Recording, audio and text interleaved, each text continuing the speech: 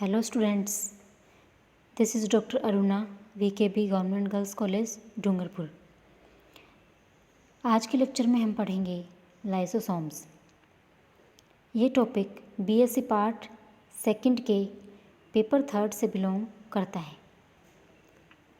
तो स्टार्ट करते हैं लाइसोसोम की डेफिनेशन से।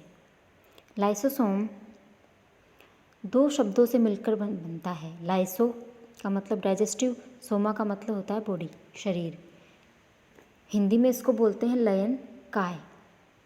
इसकी खोज का श्रेय जो है वो डी दवे को दिया जाता है।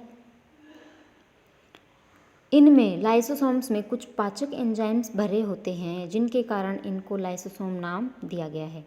ये सभी यूकेरियोटिक कोशिकाओं में पाए जाते हैं। लाइसोसोम की परासंरचना, ये सूक्ष्म होते हैं और कलाबद्ध। इनमें सिंगल मेम्ब्रेन प्रेजेंट होती है, गोलाकार होते हैं। इसके अलावा अन्य आकृति में भी ये पाए जा सकते हैं। इनका स्वरूप जो है वो कोशिका की क्रियात्मक अवस्था पर निर्भर करता है। इलेक्ट्रॉन माइक्रोस्कोप में जब इनको देखा जाता है तो ये गोलाकार दिखाई देते हैं और सिंगल मेम्ब्रेन बाउंड, जैसा कि अभी मैंने आपको पहले बताया, और इसमें पाचक एंजाइम्स भरे रहते हैं। इनकी जो कला है, झिल्ली है, वो लिपोप्रोटीन की बनी होती है, यानी लिपिड्स प्लस प्रोटीन दोनों प्रेजेंट होते हैं।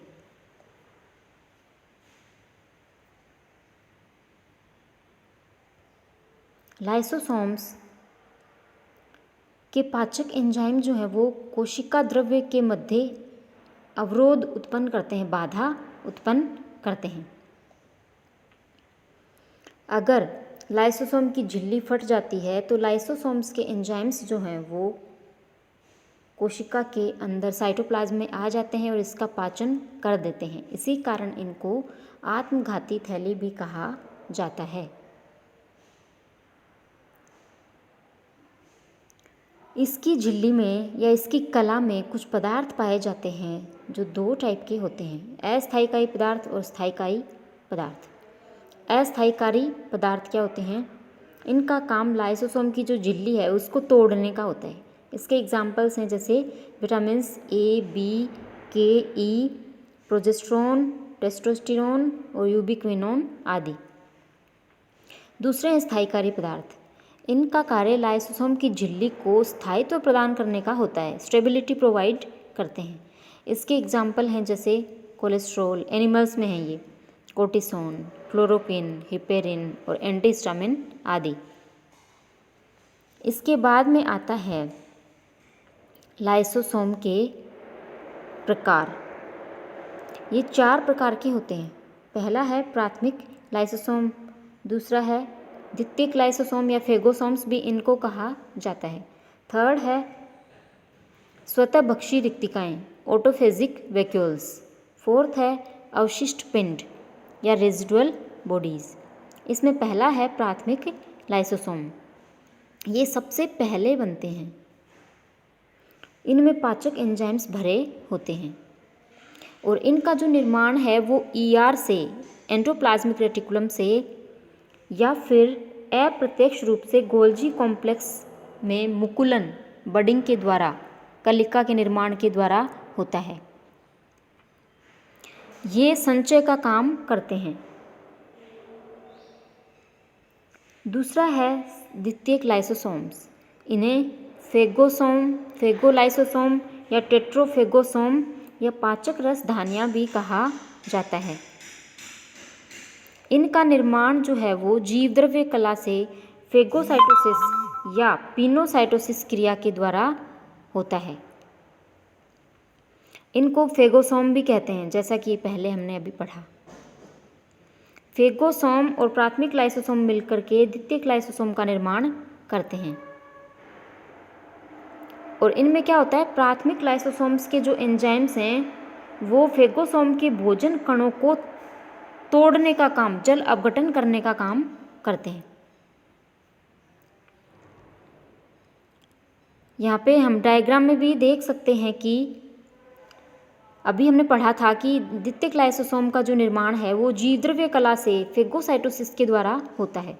तो इसमें सबसे पहले फेगोसोम बन रहा है और ये है लाइसोसोम, जिसकी उत्पत्ति या तो ईआर से या फिर गोल्जी कॉम्प्लेक्स से इनडायरेक्टली कलिका निर्माण के द्वारा होती है। तो फेगोसोम और लाइसोसोम मिलकर बनाते हैं फेगोलाइसोसोम।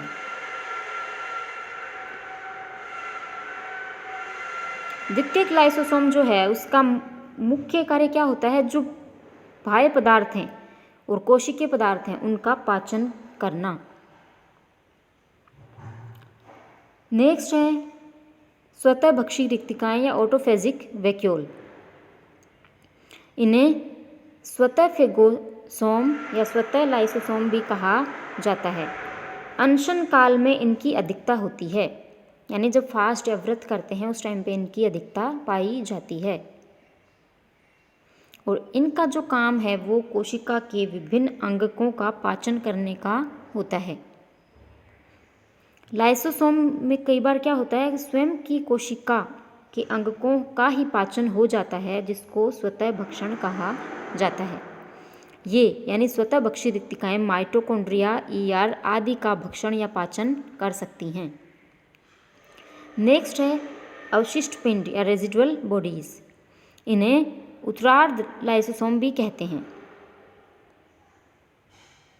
द्वितीयक लाइसोसोम के अपचित भोज्य पदार्थ युक्त जो लाइसोसोम हैं उनको अवशिष्ट पिंड या रेजिडुअल बॉडीज कहा जाता है। ध्यान से सुनिएगा, द्वितीयक लाइसोसोम में जो अपचित भोज्य पदार्थ है जिनका पाचन नहीं हुआ है उसको बोलते हैं रेजिडुअल बॉडी। यहाँ पे आप डायग्राम में भी देख सकते हैं रेजिडुअल बॉडी। इसके बाद में आता है लाइसोसोम की उत्पत्ति। पहला इसमें सिद्धांत है आरईआर, रफ एंडोप्लाज्मिक रेटिकुलम से। अधिकांश जो वैज्ञानिक हैं उनके अनुसार लाइसोसोम का जन्म यानी उत्पत्ति रफ एंडोप्लाज्मिक रेटिकुलम से होती है। लाइसोसोम के जो एंजाइम्स हैं इनका संश्लेषण राइबोसोम्स में होता है और ये राइबोसोम कहाँ लगे होते हैं, आरईआर पे, रफ एंडोप्लाज्मिक रेटिकुलम से। और इसी से आरईआर से मुकुलित होकर के लाइसोसोम का निर्माण होता है। कलिका निर्माण के द्वारा इनका निर्माण होता है। दूसरा जो व्यू है वो है प्लाज्मा झिल्ली या गोल्जी कॉम्प्लेक्स के द्वारा। नेविकोफ वैज्ञानिक के अनुसार फेगोसाइटोसिस की जो प्रोसेस अभी हमने पहले देखी है के दौरान प्लाज्मा झिल्ली व भोजन कणों से फेगोसोम का निर्माण होता है और ये गति करते हुए गोल्जी काय के कांटेक्ट में आते हैं। गोल्जी काय के संपर्क में आने के बाद इससे जल अपघटन एंजाइम जो हैं वो प्राप्त करके ये लाइसोसोम में परिवर्तित हो जाते हैं।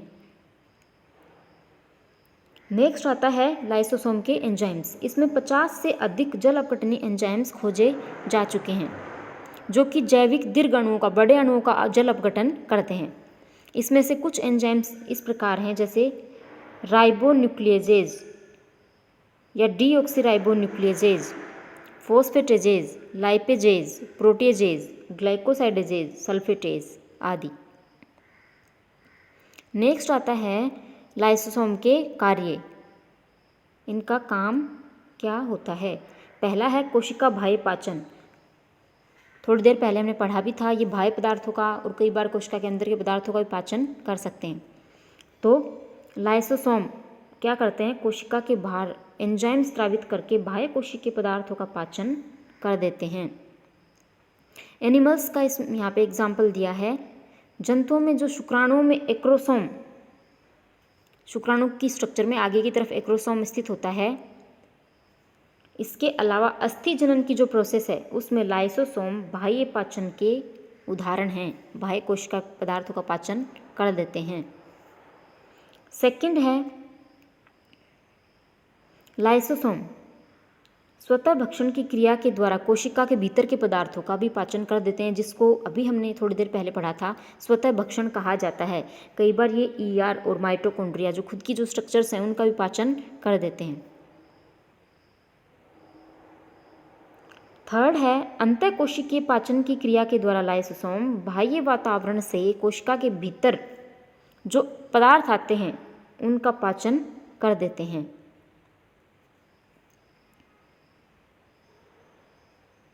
इसके बाद में इसका काम आता है फोर्थ, लाइसोसोम में डीएनए एंजाइम के द्वारा गुणसूत्रों में विभिन्नताएं उत्पन्न करने के कारण कई रोग भी उत्पन्न हो सकते हैं। नेक्स्ट है, लाइसोसोम के एंजाइम्स रोगाणुओं से भी रक्षा करते हैं। जब एक जीवाणु WBC में प्रवेश करता है, उस टाइम पर क्या होगा, WBC से लाइसोसोम टूट कर मुक्त हो जाते हैं और उस जीवाणु को नष्ट कर देते हैं। और लाइसोसोम और जो मृत WBC है वो बाहर निकाल दी, विसर्जित हो जाती है। इस प्रकार लाइसोसोम क्या कर रहे हैं, शरीर की जीवाणुओं से सुरक्षा भी प्रदान करते हैं। लाइसोसोम को आत्मघाती थैलियाँ, अभी थोड़ी देर पहले हमने पढ़ा था कि कई बार ये खुद के पदार्थों का भी पाचन कर देते हैं, जिसको स्वतः भक्षण भी कहा जाता है। इसलिए खुद के अंगकों का पाचन करने के कारण इसको आत्मघाती थैलियाँ, सुसाइडल बैग्स भी कहा जाता है। Thank you.